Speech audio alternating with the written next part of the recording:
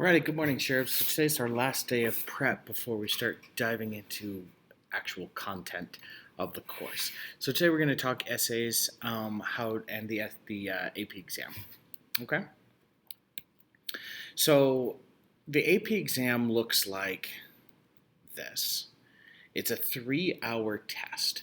You're going to be asked to dissect, analyze works of art that we've talked about all year.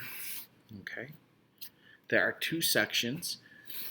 There's the multiple choice and the free response questions. The multiple choice, there are 80 multiple choice questions. Some of them, about 35, are just questions, just multiple choice questions.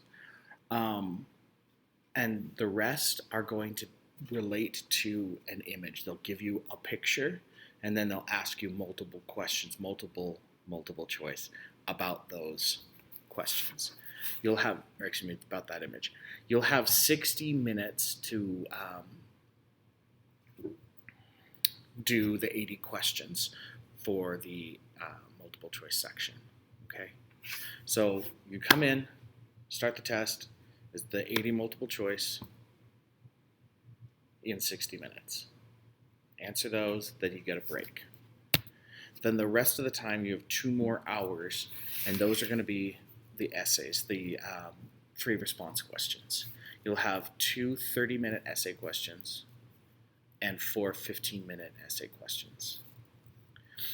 They're often going to include an image. Sometimes they will not. Sometimes they will give you a work of art to work from and ask you questions about, and then you have to compose an essay about it. And sometimes they don't. Usually the 30-minute ones, there's going to be at least one where they give you a piece, and then they tell you, now compare it to something else. How are they the same? How are they different? And they won't give you that other piece. You have to pick that second piece. The 4 15-minute ones, those are going to be shorter.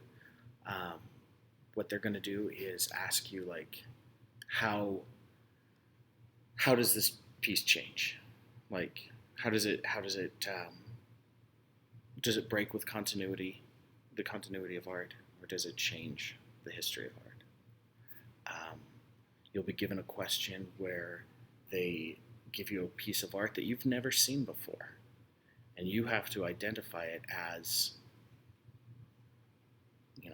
the culture or the movement or the artist, and tell why, because it has these characteristics. All right. So these are the kinds of essay questions that you'll be given. So again, you'll have the 80 multiple choice question in 60 minutes, take a break, have the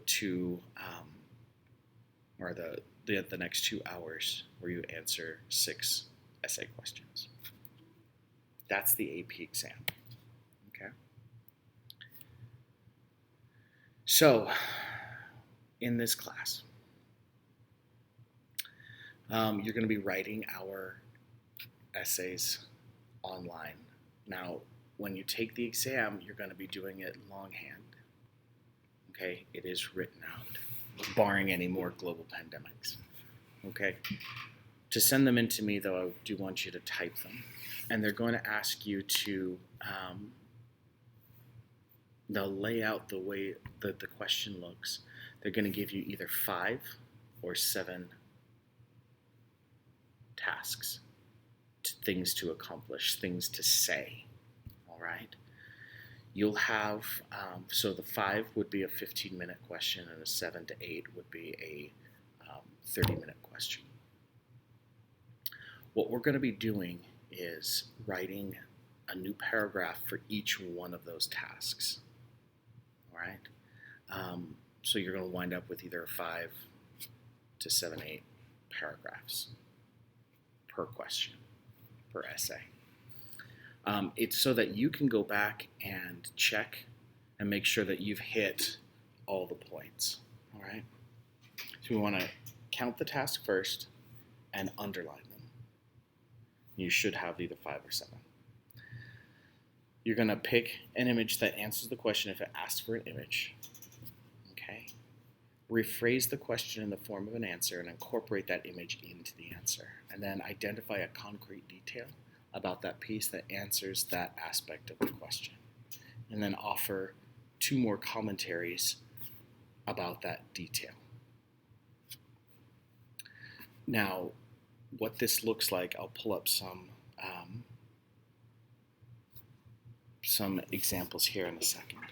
But what this looks like then is that you have to identify exactly what the question is, or what's it asking, create an outline, and then you're going to, this is the detail that I'm talking about, and say 2 more things. So each paragraph is roughly 3 sentences. You can give more, but I would give at least 3. So you talk about the main point that you're talking about, back it up with 2 additional sentences, then go on to your next task, new paragraph.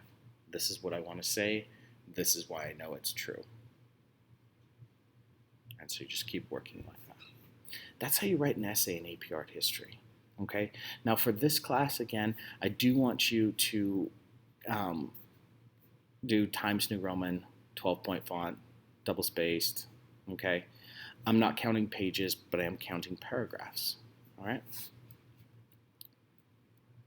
When you write an AP Art History essay, you want to avoid personal pronouns. Okay, it's not an oral presentation.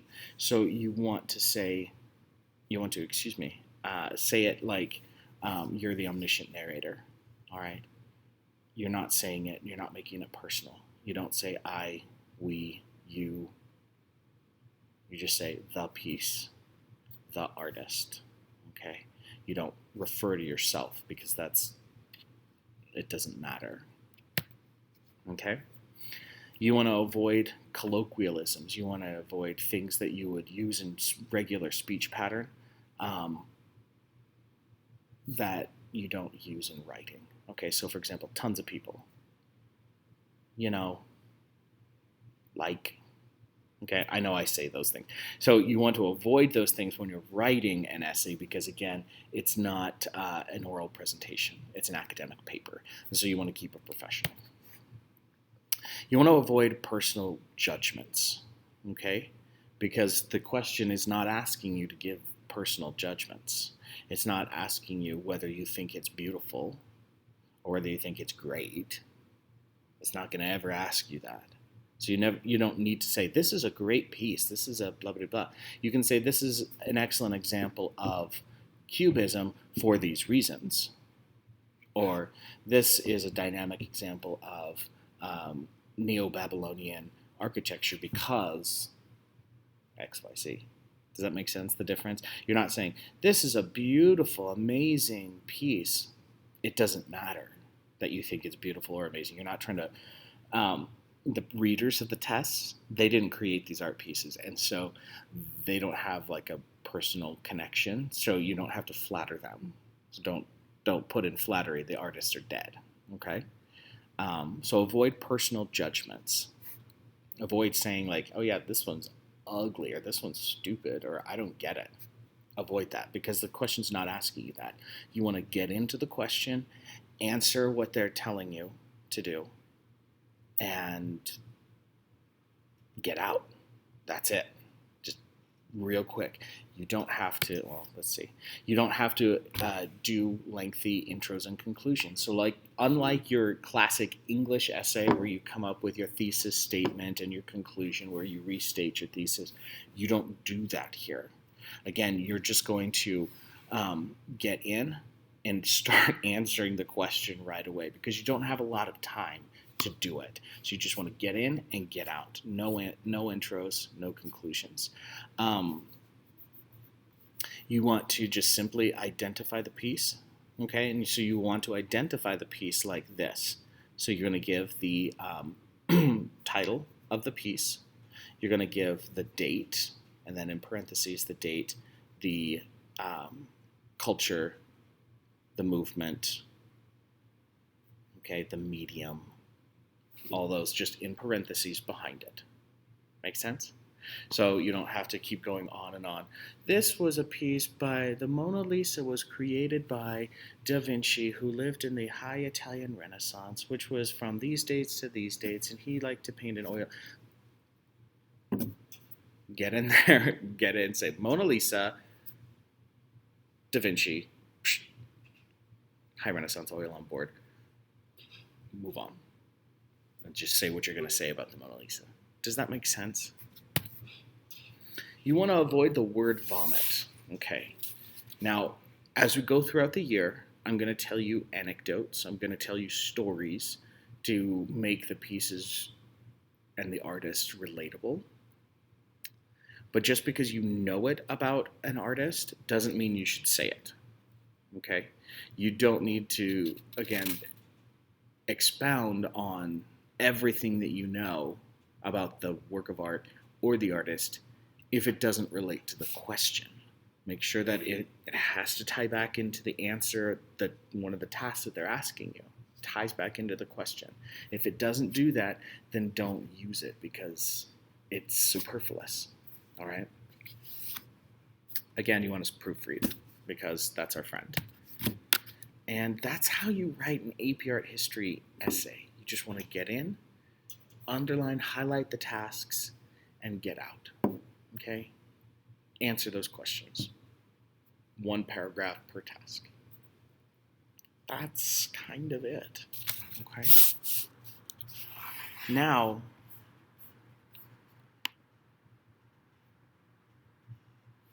we are going to watch a thing about how to study flashcards. Today's just kind of a grab bag day.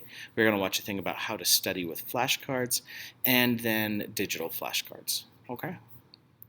The essays, again, you don't have to worry about this moment. We're going to come back to that at the end of the first unit. We're going to come back and revisit those things, and I'll show you exactly what that looks like when we get there. But for right now, we're just going to move on. Okay? This is a flashcard. More specifically, it's a bad flashcard. And by the end of this video, you're going to understand exactly why, because today we are talking about how to make effective flashcards and how to study them more efficiently. Now, flashcards are an incredibly powerful learning tool because they promote active recall, the process of actively retrieving memories out of your brain, which is one of the most efficient learning strategies there are. But flashcards are tools made by human beings, and as you probably know, things made by humans come in varying degrees of quality. For example, my girlfriend's art versus my art. However, when we go into the making of a thing with the best practices in mind, we can come out with a better product. And in today's video, I'm going to give you 8 specific rules for both making better flashcards and for studying them more effectively. Now, for the purposes of this video, I figured I would need some flashcards of my own to use as examples, so I've gone ahead and issued myself a challenge, and that is to learn and memorize the entire periodic table of elements because, believe it or not, I actually never took chemistry in high school. I had a really busy schedule with other classes at the time and just never got to it, so I've gone ahead and started making some flashcards, which I will be using in the course of this challenge, and we're going to use these to demonstrate the elements of good flashcards. But first, we have to start with a more general tip, which is to simply make your own flashcards. I know a lot of people like to share their flashcards with their friends, and for people who study flashcards on computers or on apps, there are entire online communities where you can upload and download pre-made decks, and I think these have their uses in certain cases, but in most cases, it's going to be much more effective for you to make your own flashcards. One of the most integral and important parts of learning is the process of intaking information and really wrangling with it on your own, and creating your own words and your own forms out of that information.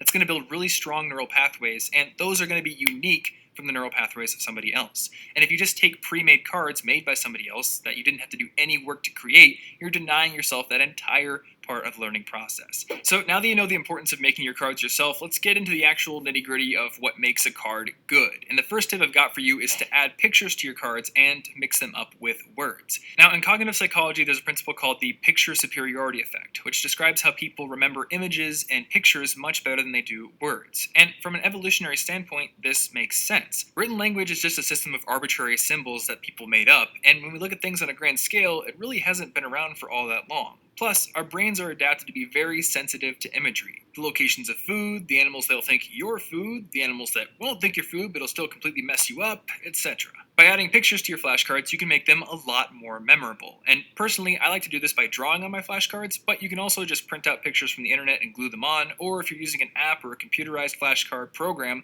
a lot of them will allow you to easily import pictures. But you can take this one step further by making sure those pictures are next to words. In 1985, there was a study done in Canada that showed that descriptive sentences added next to pictures made those pictures much easier for people to recall.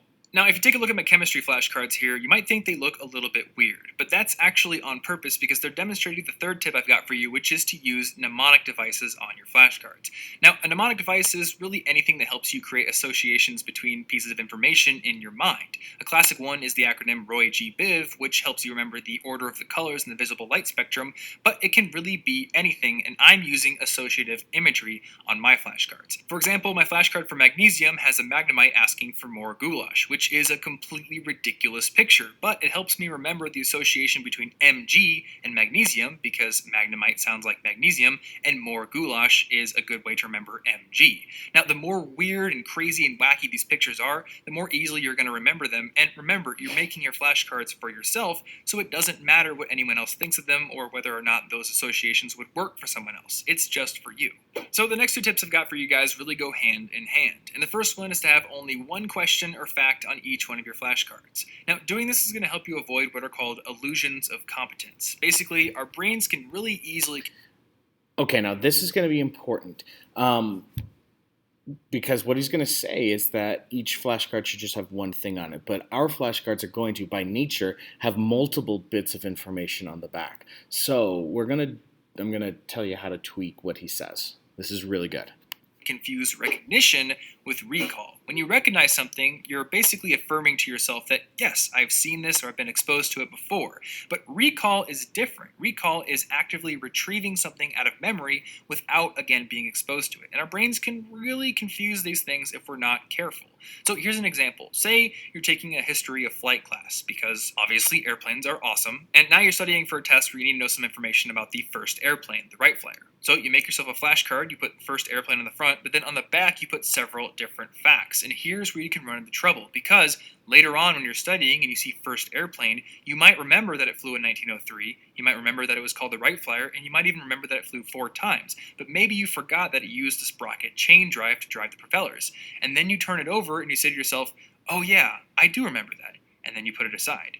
So by making 4 individual cards for each of these facts, you're guaranteeing that you're getting each one either right or wrong, and that's going to help you to study the ones you got wrong more efficiently and avoid those illusions of competence. Now, Okay, so what I'm going to recommend that we do when you study it is just go through name. Go through your flashcards by name. That's all you're going to do. Then go through by date. Recall the dates, okay? Go through by medium. Go through by culture. Does that make sense? I hopefully by doing it this way, so you're just like picking what you're going to study, like, oh gosh, those dates are the hardest things for me to remember, then study that, then actively try to recall those dates, and don't worry about the rest of the information. Just look at the card and say 17,000 BCE. 28,000 BCE, 4,000 BCE, okay, as you go through your cards. That'll make your study with them more effective. A related note, we have the 5th tip here, which is to break complex concepts or questions down into simpler questions. And you can run into a lot of situations like this one, where say you're trying to learn the different groupings of elements on the periodic table. And there's lots of them. There's the alkali metals, the transition metals, there's the noble gases. So maybe you go and make a flashcard like this, where all these groupings are different color, and you have to name all of them. Well, once again, this is a bad flashcard because maybe you know some of those groupings, maybe you know all but one, but that one grouping you didn't know, there's going to be an illusion of competence and you're going to think that you knew it just by looking at the listing on the back. So instead, make flashcards like this that only highlight one of those groupings and make sure that you know it before putting that flashcard aside. So now that you guys know some of the best practices for making your flashcards, it's now time to move over into how to study them. And I've got 3 really important tips in this section of the video for you guys, starting with the first one, which is to say your answers out loud when you're studying your flashcards. And this is kind of just a way to mentally commit to your answer before you actually look at the back of the card, which helps you, again, avoid those illusions of competence. It helps you make sure that you're not recognizing the answer and mistaking that recognition for recall. Make sure that you actually know the answer. Now, the second tip here is to make sure you study your cards from both sides. And this is a way of creating neural pathways in your brain that work in both directions, so that way if you're asked either side of a question, you'll be able to trace that neural pathway back to the answer. For example, if you only studied the chemical symbol Be and you knew that it stood for beryllium, but then you were later on asked what's the chemical symbol for beryllium, you might not be able to get back to BE if you didn't study the cards in both directions, so make sure you do. And lastly, guys, my final tip for you here is to realize that flashcards are not a silver bullet. They're just one method of reviewing material, and they are situational. They're just like, say, a bow and arrow, right? You wouldn't use a bow and arrow in every single situation. You wouldn't use it up close, no matter how good of a Hanzo player you think you are. And flashcards are the exact same way. You have to know the right situations to use them in. A lot of information ties into an overall visual hierarchy or an organization, and with flashcards, you kind of lose that. For instance, the periodic table is a really, really powerful visual tool. And if you were to, say, try to memorize all the atomic numbers of the elements with flashcards, you'd really be doing your brain a disservice, because learning the periodic table and all the visual representations and relationships is much more effective. Also, make sure that you're learning before you're reviewing, because flashcards often aren't the best tool for teaching you the underlying concepts, which may help you learn facts much more efficiently. So those are my 8 tips for improving the way that you make and study flashcards. All right. That being said, also, okay, I do want you to make your flashcards, okay? I do want you to do those, make the physical flashcards. If you find yourself at home, or excuse me, somewhere else though, and you think, oh, I've got 10 minutes, I'm sitting at the dentist's office, I could use this time to study my AP Art and History flashcards. What you want to do is go here and go to Study Blue. I've already created all the cards. Okay, so they're already there. And you just want to follow these instructions. And it's right here on this page, right after the videos. Okay? So that's what we're doing today in class, is we're going to be discussing these things. So that's it. Have yourself a great weekend, and you don't have a task tomorrow. So make sure that your flashcards are cut out. You can take your architectural terms on that glossary sheet and the architectural flashcards and write them out. Make those this weekend if you're deadly bored. Okay? Thanks for playing, Cherubs. I'll see you on Monday, where we're going to start prehistoric art. Until then, have a great weekend.